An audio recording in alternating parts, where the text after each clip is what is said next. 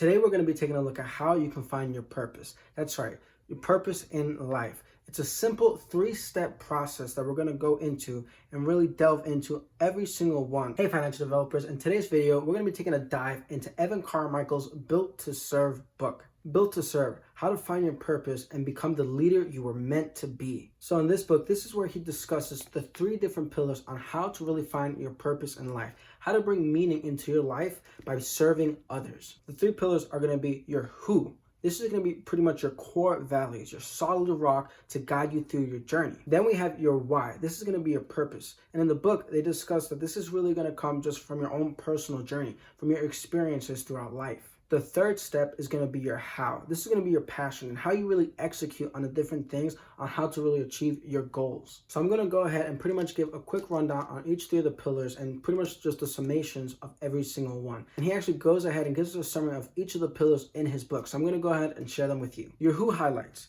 Your who is the starting point for all your ideas, actions, and beliefs. If you're ever in a slump, it's because you're living your life inconsistently with your who, your most important core value. If you feel held back because of people judging you, it's because you don't know who you are or what you really stand for. Your who is going to be your rock. Having clarity over who you are is your source of power. So you really want to dig deep down and find your who. Who is going to be able to be summarized in one single word. He has exercises in the book, 5 different questions, pretty much asking you to how to find your who. So for mine, I actually discussed about perseverance and having passion in the things that you do. So it is going to be different for everyone, but he has great exercises in the book that really help you reflect on how to find your core value. Then from there, he actually discusses 3 different pillars or your credo that are actually going to be your own 3 different branches from that core value. So for example, in mine, I had perseverance as my main value. From there, I branched it out into 3 different words that help pretty much define or further explain, add some, further perspective on your core value. And that's going to be your 3 different key pillars. And for Evan, his core value or his who is #believe. Then from there, his 3 pillars or his credo are self-confidence, passion, and conviction. The idea with your credo is to give you further clarity on the things you're trying to execute on. So whenever you feel confused, you can always fall back to your credo and really reflect on each one to really help guide you towards your journey. Section 2 is going to be your why. So your why is your purpose, and your purpose comes from your pain. Your purpose is to help other people who are currently facing the same struggles you went through. Whatever you went through that made you feel worthless is the seed of your purpose. Helping others who are currently facing those same challenges will fill you up. So it's really important to understand your why. Why is it that you want to go on this mission and help others, right? Because according to the book, we are all built to serve others. If we're not happy in our lives, it's because we're not helping other people. It could even be people just close to us or the entire world. Either way, we are built to serve people. And the reason we do that is because of our why. It's our purpose for trying to help others throughout their struggles in life and throughout their journey in life. And that's step number 2. So step number 3 is going to be your how. And we're going to go ahead and pretty much look at some highlights of your how. Your how is your passion. You need to enjoy the process, not just the end result.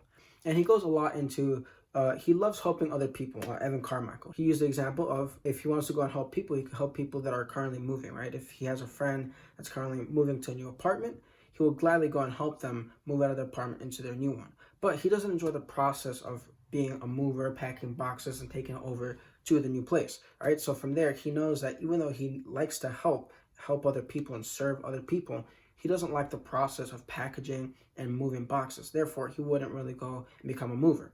But he's found why he wants to do it. He wants to help other people. He just hasn't found the process just yet. So he further goes on to discuss, when you combine your core value with your purpose, with doing work that you love, it's a home run. So the idea is to not just love the end result, but it's to also love the process. Love what it is that you're doing. When you not only love the goal, you want to achieve your high goal that you've set for yourself, but you enjoy the journey there, the process to achieve that goal that you set out, you're truly going to find satisfaction and gratitude in life. You're going to find a further purpose and a further calling to also help others along your journey while you strive for your goal. Now for the rest of the video, I pretty much want to discuss your how, or how to really execute on your different goals.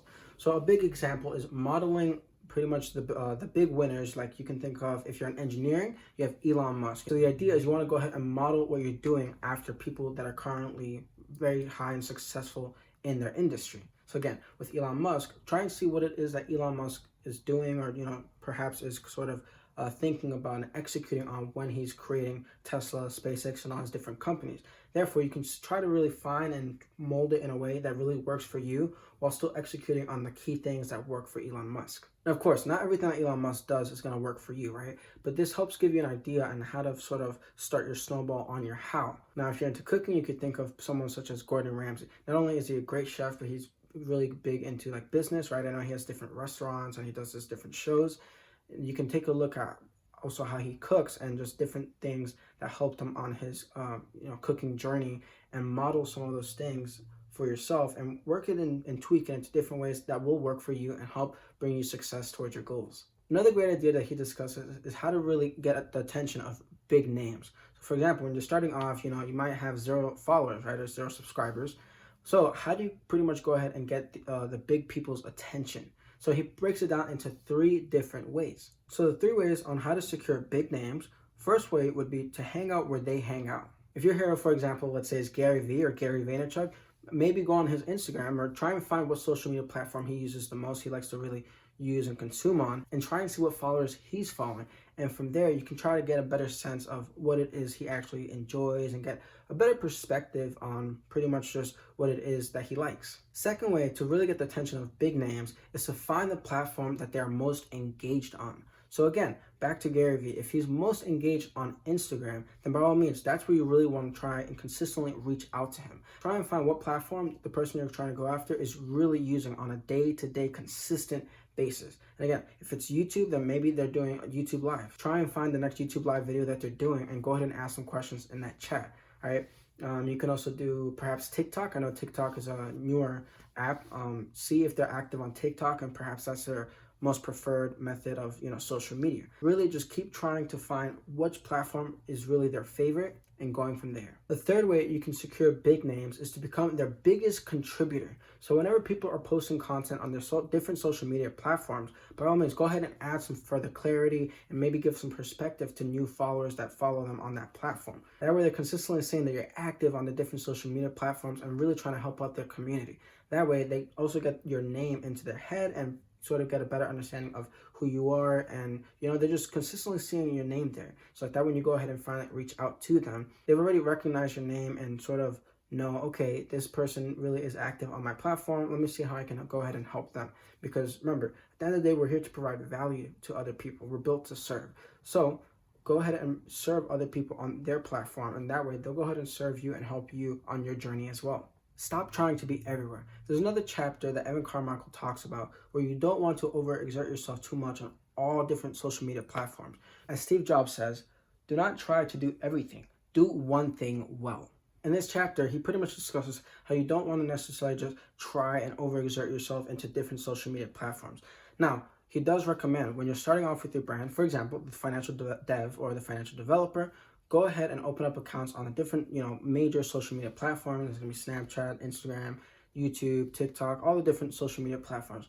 Then from there, once you already have the account name, you don't have to worry about other people potentially coming and taking that account name. So you have it set across all different platforms. And then from there, you can go ahead, and I would actually recommend trying to, for a couple weeks or a month, however long you want to do it, and execute it on one platform, and then change it up. So for 1 month, trying to do YouTube, 1 month trying to do Instagram, 1 month do TikTok, and so on and so forth, right? And this is just a recommendation, really, if you're only able to execute just part-time amounts of time, to your brand, right? Go ahead and just don't be afraid to experiment and try on the different social media platforms and see what processes you enjoy, what really works for you and what you really just enjoy overall, what platform you like using, all right? Because you've tried all these different social media platforms and you've had a little taste of every single one, you can then at the end of the day look back and say, okay, you know what, I want to go all in on YouTube, or I want to go all in on Instagram, right? Because from there you'll actually create better content because you'll enjoy that process of just providing value to people through that platform. So you're really going to be able to go ahead and maximize your overall execution on that platform. Then from there, something I actually took from Gary Vee, you can go ahead and recycle your content. So for example, if you have a 1 hour, TED Talk or something like that, I know Gary Vee does a lot of motivational speaking and stuff like that. You can condense that 1 hour and take little snippets from different parts of that video and go ahead and pretty much, of course, make sure you add context, right? Because context is very important depending on what platform you're on. You wouldn't use the same video you use on YouTube for TikTok, right? Or even for Instagram, right? You want to go ahead and add some sort of context and so that people have a better perspective when they're using, when they're trying to gain value from the content that you put out. So again, you can go ahead and recycle that longer video and sort of tweak it here and there, but then you can go ahead and put that on Instagram. You can put that on Snapchat, wherever you want to spread it out. But because you've hit a home run with YouTube, and let's say you have 1 million followers, little by little, people are going to start trickling to your other social media platforms as well. And you'll actually be able to grow faster on those other platforms because you went all in on one platform. So just make sure you don't overexert yourself. I mean, this can really be applied to any sort of goals you have in life, right? Don't overexert yourself so much. Just be really great at one thing and keep executing, keep going, because you're going to get there. One last chapter I really wanted to share with you guys from step 3, how, is to really be able to make money from what it is that you're doing.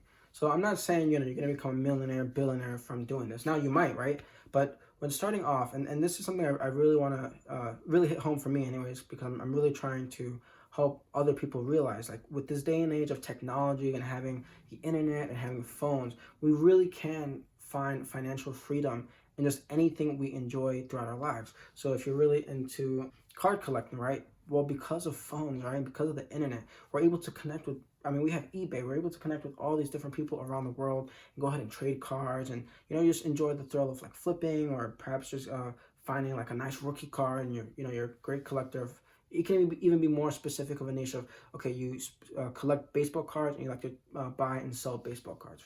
Okay, people can actually make money from that because you can go ahead and start an Instagram account and go ahead and track your progress on, what cards you've collected throughout the weeks, months, whatever, and, what cards you already started off with. You can start bringing some sort of value to people who might start getting interested in baseball, and you can start talking about key players in the sport, and you can actually bring value to people thanks to today's day and age of the internet. And now, of course, like when you're starting off, it's not going to be much. Again, you're not going to be a billionaire overnight. But as long as you're willing to put in the work, little by little, as long as you continue to provide value to others, people are actually going to be throwing money at you left and right. And again, this is going to take time. You're going to take a year or even years to continue to grow until eventually you can start making a little bit of money from your different platforms. Then from there, as you continue to grow and provide more people more additional value, you're going to get more offers for, different speeches. You can go ahead and try to do different products and different books and things like that that'll continue to bring value to people. That is the most important thing. But again, you can go ahead and make money from whatever passions it is that you have. That's one of my core beliefs for this brand, for the financial developer, for you guys, to really understand that with a little bit of financial literacy and just really following your heart and your passion, you can really figure out how it is you want to make money and still love every minute of your life doing what you love to do. So if you're at a 9-to-5 job that you don't enjoy, and by all means, if you enjoy your 9-to-5 job, then that's fine. That's great. You've already found what you really enjoy in life. But if there's other passions that you have that you think you want to go ahead and execute on, don't be afraid, right? Like, it is possible in today's day and age. Again, with a little financial literacy and understanding how money works and just a little, perseverance, taking knowledge that you have in your hobby, or, sort of making it your side hustle, growing it from there. And then from there, because you've provided so much value to people, you can actually go ahead and get paid for that.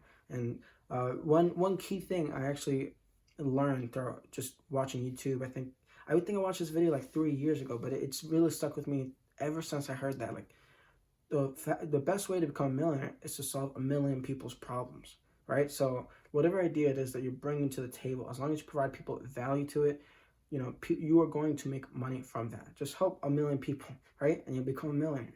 Now, at this point, you might be thinking, man, following your passion's for fools. Why would you ever want to follow your passion? You're not going to make money like that. You actually can make money by following your passion. Again, it's all thanks to the internet and, just everything being mobile. If you follow your passion, but still have a little bit of financial literacy, some financial understanding, you can find ways to actually make money from your passion. Again, back to baseball cards, right? If you really love baseball, you love the sport, and you love trading the cards, you can pretty much go ahead and try and be do some sort of consulting or coaching on baseball card trading, or taking a look at perhaps a confidence coach. I was just watching earlier today. If you want to go ahead and teach people about confidence, you don't have to worry so much about trying to make all these different products, right? Like, you can go ahead and just go ahead and coach people, build up. It's also really great because you build up that sort of a practice to go ahead and coach people, and over time you get better at your craft. and you're also able to go ahead and build that experience of coaching other people. You can also think of it with musicians, right? The more you go ahead and practice and teach others, the better you also get as well, because you sort of build reps on different ways to think about a certain way you play something, right? Or a certain way you try and read a particular passage in a musical piece, right? So you don't have to necessarily worry about, okay, if I follow my passion, I'm going to be starving, I'm not going to eat, I'm not going to have any money. You want to go ahead and sort of, once you've really developed your skills in your passion, and you're consistently bringing value to people, because that is crucial. You have to bring value to people. From there, you can go ahead and offer coaching, do 15 minutes of free consultation on, again, we can go back to musicians, 15-minute free private lesson, right? And from there, you can sort of provide so much value within those 15 minutes that student wants to really go ahead and just work with you. They want to go ahead and learn from you because you've built reps on the actual instrument, and you've built reps on how to also teach and sort of coach. And from there, you're going to continue to build reps, and it's just going to continue to grow and grow. Then from there, you can actually go ahead and try and think of other products you want to sell as well. So once you've done enough coaching, you can try and really reach out, maybe do some sort of ebook. I know it's like a very popular thing. Just whatever seems to really be in demand for your specific passion. And of course, not all passions are the same, but the idea is to find your passion. And if you don't know what your passion is, that's fine. That's the whole point of Evan Carmichael's Built to Serve. It's a truly great book with those 3 steps on how to find your purpose in life. And, even from a different perspective, you can look at Gary Vee. He talks about just trying to do different things until you really find what you enjoy. That's fine too. We're all just, we're all in this together. We're all trying to grow together.